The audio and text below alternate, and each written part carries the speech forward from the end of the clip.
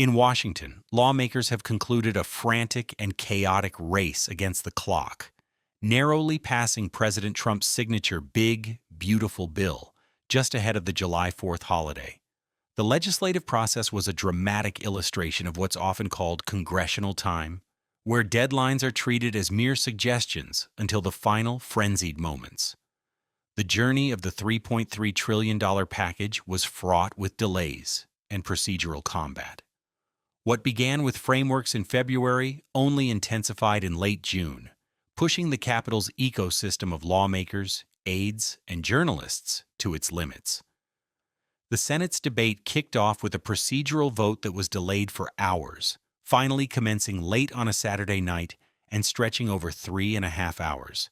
Vice President J.D. Vance was on hand to break a potential tie, though his negotiating skills proved more critical than his vote in getting key Republicans on board. Following that vote, Senate Minority Leader Chuck Schumer employed a rare tactic, compelling Senate clerks to read the entire 940-page bill aloud from the dais. Their voices grew hoarse as the oratory marathon consumed nearly 16 continuous hours, concluding on a Sunday afternoon. What was expected to be an all-night voting session, or vote-a-rama, didn't even begin until Monday morning. It took another 12 hours before leaders began to finalize the amendment package.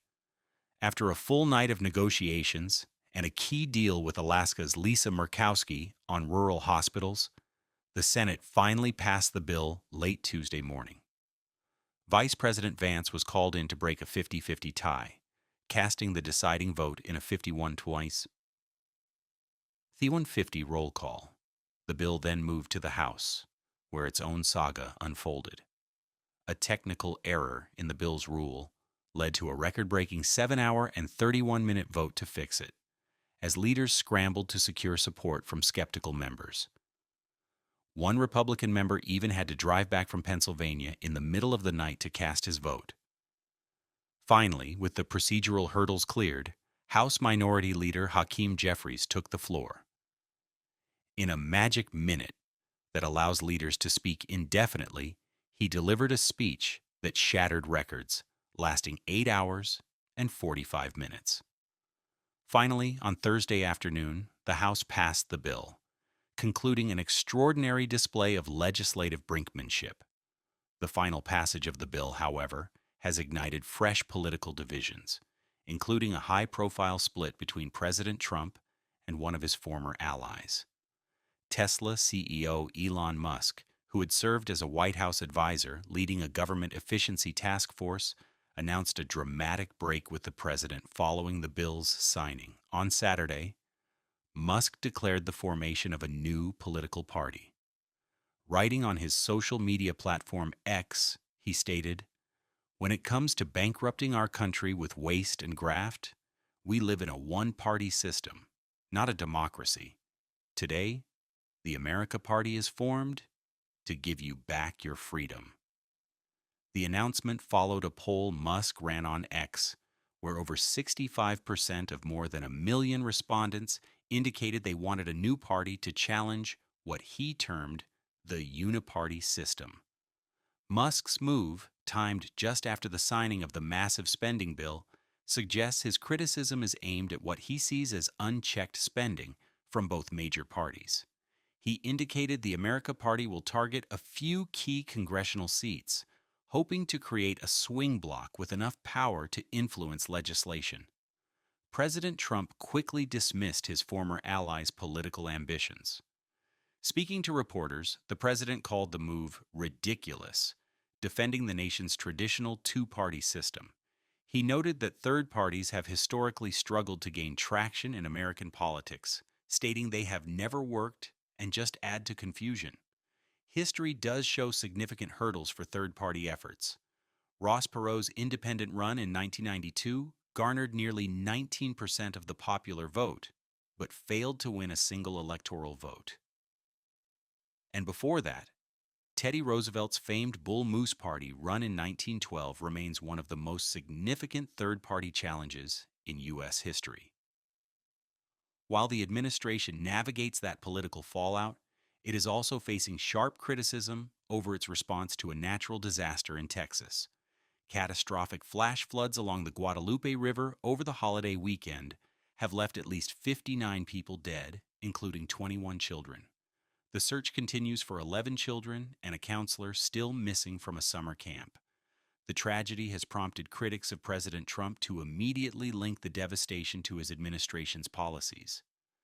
Democrats and other commentators point to staffing cuts at the National Weather Service and the president's broader approach to climate change as contributing factors.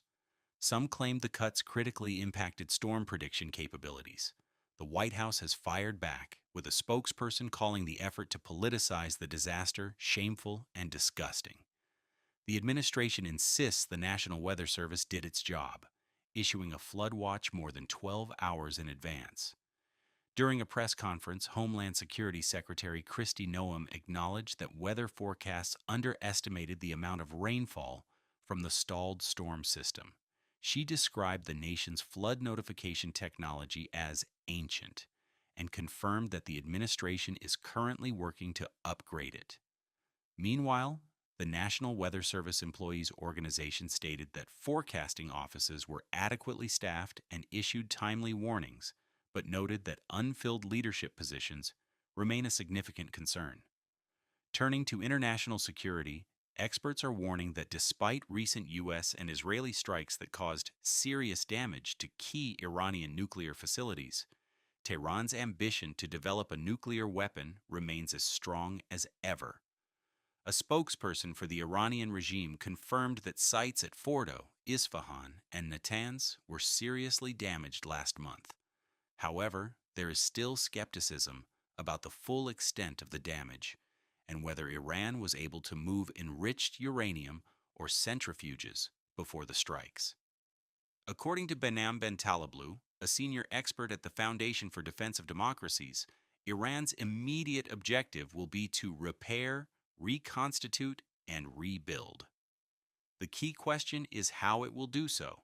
Taleblu warns that Iran is likely to employ a dual strategy. Publicly, the regime has suggested it remains open to negotiations, but privately, it has taken steps to obstruct the work of the UN's nuclear watchdog, the International Atomic Energy Agency, by suspending all interaction. This move was condemned by the U.S. State Department as unacceptable. Experts argue this diplomatic maneuvering is a classic ploy to buy time. By dangling the prospect of IAEA access as a bargaining chip in any potential talks, Iran can slow down the international response while it works to re-establish its nuclear program. This tactic also aims to create uncertainty among its adversaries, forcing the United States to rely solely on intelligence without on-the-ground verification. Ultimately, analysts warn that Iran's four-decade-long obsession with obtaining a nuclear deterrent, an ambition rooted in the Iran-Iraq War of the 1980s, is unlikely to be deterred by military setbacks alone. The regime sees a nuclear weapon as the ultimate guarantee for its security and its vision for the region.